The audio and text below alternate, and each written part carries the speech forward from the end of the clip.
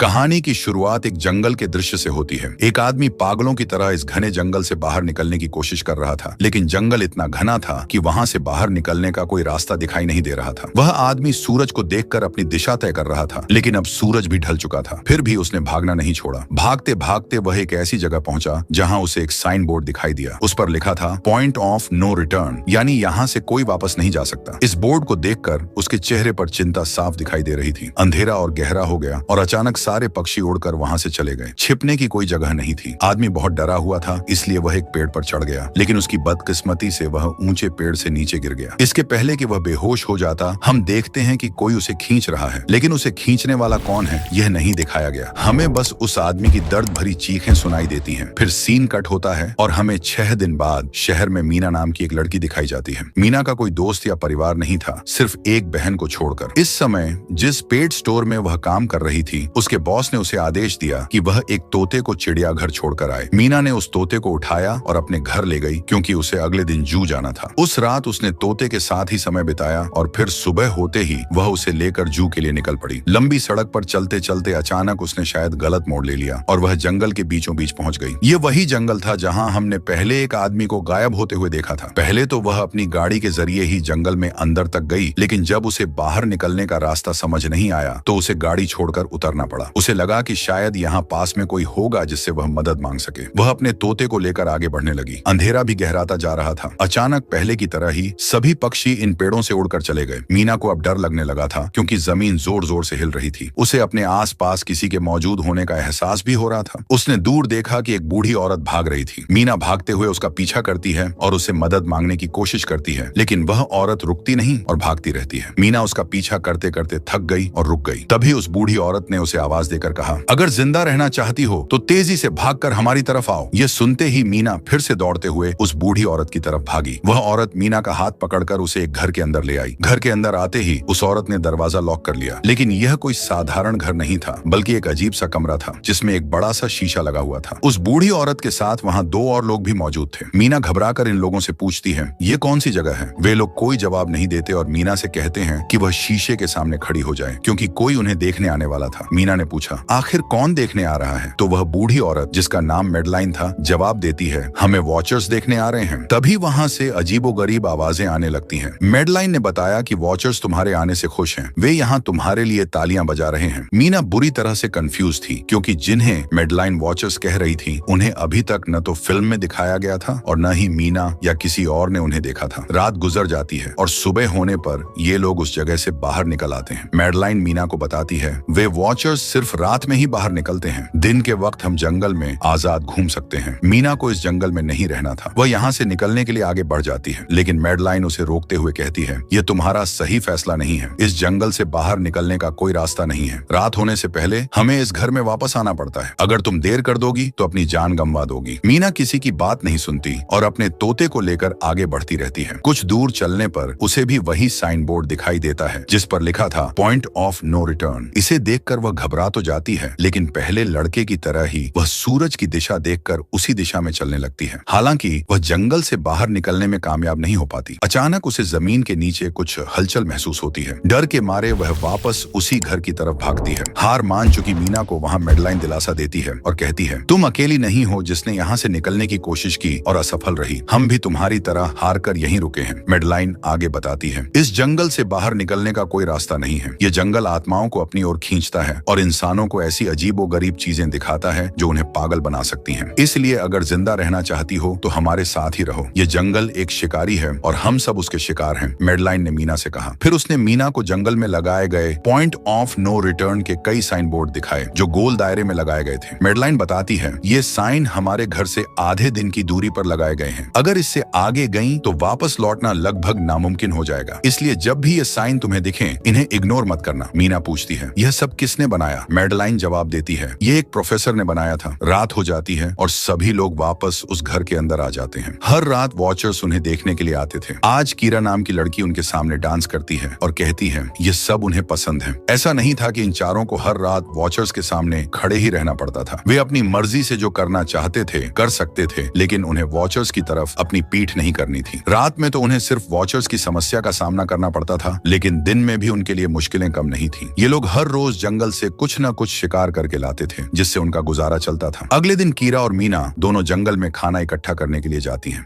रास्ते में मीना कीरा से पूछती है, आखिर ये वॉचर्स चाहते क्या हैं? कीरा जवाब देती है, मुझे भी कुछ खास नहीं पता, लेकिन मैडलाइन के पास एक थ्योरी है। उसके मुताबिक ये वॉचर्स हमें देखते हैं, हमें ऑब्जर्व करते हैं, लेकिन अगर हमने इन वॉचर्स को देखा तो हम पागल हो जाएंगे। इसके बाद कीरा मीना को एक गड्ढा दिखाती है और कहती है, ऐसे बहुत से गड्ढे जंगल में मौजूद हैं। दिन के वक्त ये सारे वॉचर्स इन गड्ढों में रहते हैं और रात में ये गड्ढों से बाहर निकल आते हैं। मीना कीरा से पूछती है कि वह कितने समय से यहाँ फंसी हुई है। इस पर कीरा बताती है कि उन्हें यहाँ फंसे हुए 6 महीने हो गए हैं। वह यह भी बताती है कि उसका पति जंगल में रास्ता ढूंढने के लिए निकला है। उसे उम्मीद है कि वह जरूर रास्ता ढूंढकर वापस आएगा और वे सब यहाँ से बाहर निकल पाएंगे। हमें यह भी पता चलता है कि कीरा का पति वही आदमी था जिसे हमने फिल्म की शुरुआत में देखा था, जिसे जंगल ने खींच लिया था। अपने घर के पास वापस आने पर मैडलाइन मीना को 3 नियम समझाती है। यहाँ जिंदा रहने के लिए पहला नियम यह है कि रात के वक्त घर का दरवाजा नहीं खोला जाएगा। दूसरा, रात में आईने की तरफ अपनी कमर नहीं करनी है। और तीसरा, दिन के वक्त उन गड्ढों के पास नहीं जाना है और जितना हो सके रोशनी में रहना है। मैडलाइन ने मीना को समझाया, लेकिन उस रात मीना वॉचर्स के बारे में और जानने की जिज्ञासा रखती थी, इसलिए वह आईने के पास जाकर कान लगाकर आवाजें सुनने की कोशिश करती है। जब उसे कुछ सुनाई नहीं देता तो वह आईने की तरफ अपनी कमर कर लेती है। ऐसा करते ही वॉचर्स को गुस्सा आ जाता है। वे जोर जोर से आईने को मारने लगते हैं। उनकी हरकतों से आईने में दरारें भी पड़ जाती हैं। इस शोर से मैडलाइन जाग जाती है। वह मीना से कहती है कि वह तुरंत आईने के सामने खड़ी हो जाए। मैडलाइन का मानना था कि ऐसा करने से वॉचर्स का गुस्सा शांत हो सकता है। खैर, यह रात किसी तरह बीत जाती है। अगले दिन मीना डेनियल के साथ शिकार पर निकलती है। मीना, जो यहाँ अपने दिन बर्बाद नहीं करना चाहती थी, यहाँ से भागने की योजना बना रही थी। शिकार के दौरान मीना डेनियल से पूछती है, क्या आज तक तुमने किसी वॉचर को देखा है? डेनियल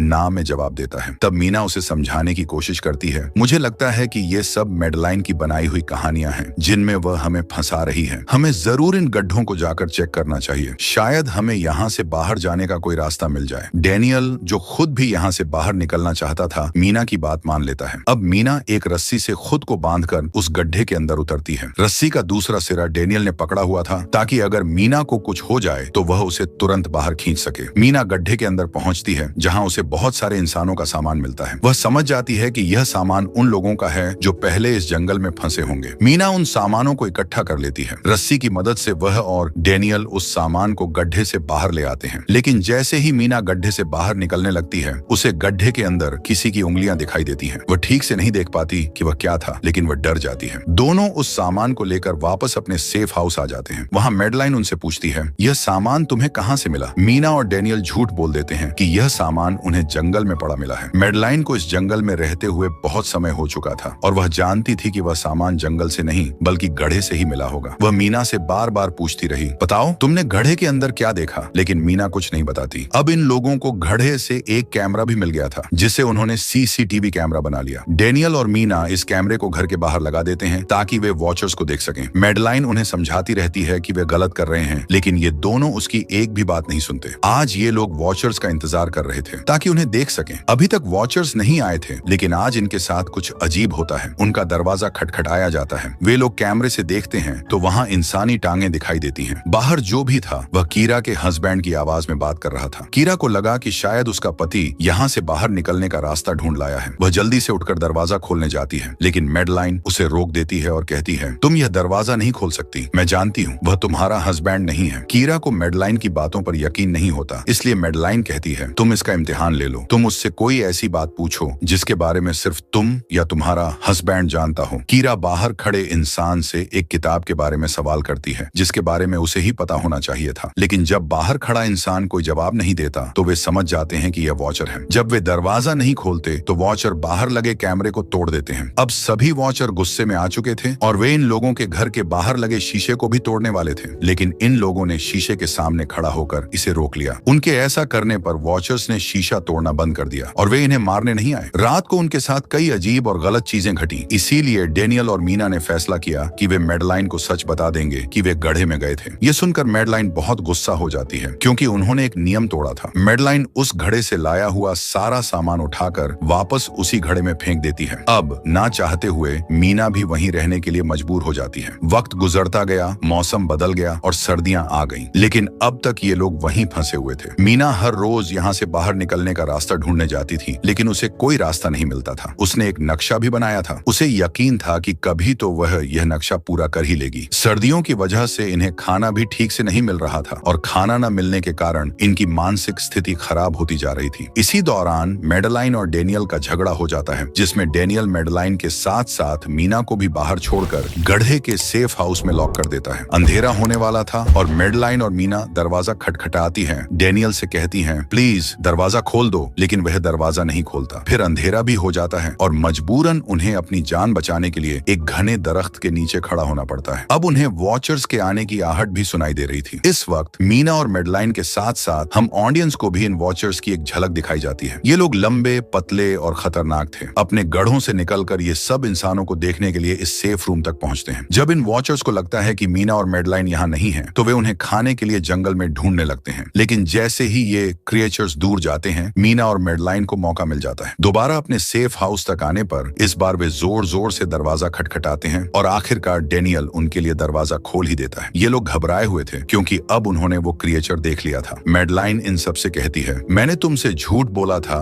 कि मैं यहाँ फंसी हुई हूँ। असल में मैं इन्हीं क्रिएचर्स की तलाश में यहाँ आई थी, क्योंकि मैंने किताबों में पढ़ा था कि ये सभी क्रिएचर्स परियां हैं, फेरीज हैं। लेकिन यहाँ आकर मैंने जब इन्हें देखा तो मुझे पता चला कि ये तो राक्षस हैं और साथ ही साथ काफी अक्लमंद भी। ये लोग भेस बदल सकते हैं। मैडेलाइन आगे कहती है, मैंने जिनको देखा था उन्होंने बिल्कुल मेरे जैसा रूप बना लिया था, बस उनके बाल थोड़े बिखरे हुए थे और उनकी आंखों के नीचे गहरे दाग थे। मैंने इनकी हरकतों से अंदाजा लगाया कि ये लोग हम जैसा बनने के लिए हर रोज कुछ सीखते हैं, इसीलिए ये हर रोज आकर हमें ऑब्जर्व करते हैं और जो काम हम करते हैं वैसा ही काम ये लोग करने लग जाते हैं। इनकी इन बातों के दौरान फिर से दरवाजे पर खटखटाहट होती है। ये क्रिएचर्स अब इनकी तरह बोल रहे थे। वे अंदर आना चाहते थे, लेकिन ये दरवाजा नहीं खोल सकते थे। अगर ये दरवाजा ना भी खोलते फिर भी क्या हो जाता। इन क्रिएचर्स में इतनी ताकत थी कि वे इस लोहे के दरवाजे को तोड़कर अंदर आ जाते। इन लोगों को कहीं छुपने का तरीका नहीं सूझ रहा था। सभी लोग भ्रमित थे, लेकिन अचानक नील की नजर फर्श पर पड़ती है। यहाँ फर्श थोड़ा ऊपर नीचे था। जैसे ही वह कारपेट उठाकर देखता है तो नीचे एक बंकर दिखाई देता है। ये लोग बिना वक्त गंवाए उस बंकर का दरवाजा खोलकर उसके अंदर चले जाते हैं और फिर बंकर बंद कर लेते हैं। ये लोग इस बात से हैरान थे कि यह बंकर इतने अरसे से यहाँ था और इन लोगों को इसका पता भी नहीं चला। इस बंकर के अंदर बहुत सारी सुविधाएं थी, हजारों दिन का खाना, बहुत सारे टीवी, टेक्नोलॉजी और कई जरूरी सामान रखा था। मीना जानना चाहती थी कि आखिर ये जगह किसने बनाई, इसीलिए वो एक कंप्यूटर को ऑन कर लेती है। इस कंप्यूटर में इंटरनेट तो नहीं था, लेकिन बहुत सा डाटा सेव था, जिसे खोलने पर इन्हें पता चलता है कि ये सारी जगह डॉक्टर मार्टिन ने बनाई थी। ये प्रोफेसर असल में इन क्रिएचर्स के बारे में जानता था और इन पर रिसर्च करना चाहता था, इसीलिए उसने यह बंकर बनाया था। वो इस बंकर में रहता था और पैसों का लालच देकर वह दूसरे इंसानों को यहाँ लेकर आता था। रात के वक्त उन्हें ऊपर के कमरे में छोड़कर खुद इस बंकर में आकर छुप जाता था और फिर ये क्रिएचर्स उन इंसानों को खा जाते थे। अपनी सारी रिसर्च के दौरान डॉक्टर मार्टिन ने बताया था कि ये क्रिएचर्स कोई राक्षस नहीं थे, बल्कि असल में फेरीज थी जो पहले इंसानों के साथ रहती थी। लेकिन फिर इंसानों ने इन फेरीज को धोखा दिया, इन्हें जंगलों में फंसा दिया और वे खुद यहाँ से चले गए। काफी साल जमीन के नीचे रहने की वजह से इनका जादू और उनके पर कमजोर हो गए थे। डॉक्टर मार्टिन बताते हैं कि अपनी रिसर्च के दौरान उन्हें एक अलग फेरी मिली जो रोशनी में भी उन गढ़ों से बाहर आ सकती थी। यह फेरी बहुत खास थी। उसने डॉक्टर मार्टिन को मारने की बजाय उसे अपना साथी बना लिया और वह मार्टिन के साथ रहकर सब कुछ सीख गई। लेकिन थोड़े समय बाद इन दोनों के बीच कोई बड़ा झगड़ा हो गया। इस कंप्यूटर में बहुत सारी वीडियो थी और हर वीडियो में डॉक्टर मार्टिन ने कुछ न कुछ बताया था। मीना बस ये जानना चाहती थी कि आखिरकार क्या हुआ, इसीलिए उसने सबसे आखिरी वीडियो प्ले किया। उसमें वह देखती है कि प्रोफेसर खुद को और उस फेरी को मारने वाला था। मरने से पहले वह इस जंगल में फंसे हुए लोगों के लिए एक रास्ता बता जाता है। वह कहता है कि शाम को जिस दिशा में परिंदे उड़ते हैं उसी दिशा में अगर लोग दौड़ें तो वे इस जंगल से बाहर निकल सकते हैं। उसने इस रिकॉर्डेड मैसेज में कहा था कि अगर कोई इस जंगल से बाहर निकलने में कामयाब हो गया तो यूनिवर्सिटी में जाकर मेरी सारी रिसर्च तबाह कर देना। बस कुछ राज हमेशा के लिए रह जाने चाहिए। मैंने यहाँ आकर बहुत बड़ी गलती की थी। मैं वो दुनिया नहीं बना सका जिसका मैंने ख्वाब देखा था। मैं इंसानों और फेरीज को एक साथ नहीं रख सका। खैर, अब रात हो चुकी थी और इन लोगों को बाहर जाने का रास्ता मिल चुका था। सभी लोग बंकर से बाहर निकलते हैं तो देखते हैं कि उनका सेफ हाउस पूरी तरह से वॉचर्स ने तबाह कर दिया है। अब ये लोग जंगल से बाहर निकलने के रास्ते पर चल पड़ते हैं। वो परिंदे जिनके बारे में प्रोफेसर ने बताया था वे शाम को उड़ने वाले थे, लेकिन इन्हें शाम से पहले जंगल से बाहर निकलना था। इसलिए मीना अपने पास मौजूद पैरट को आजाद कर देती है। जिस दिशा में वह उड़ता है ये लोग उसी दिशा में चलने लग जाते हैं। चलते हुए रास्ते में उन्हें एक कब्र मिलती है। मैडेलाइन उस कब्र को देखकर बताती है कि एक वक्त था जब ये लोग इंसानों के साथ रहते थे, लेकिन इंसानों ने इनके साथ बहुत बुरा किया, धोखा दिया और इन्हें जंगलों में छोड़कर चले गए। और क्योंकि इन फेरीज ने अपने पर और अपनी जादू को खो दिया,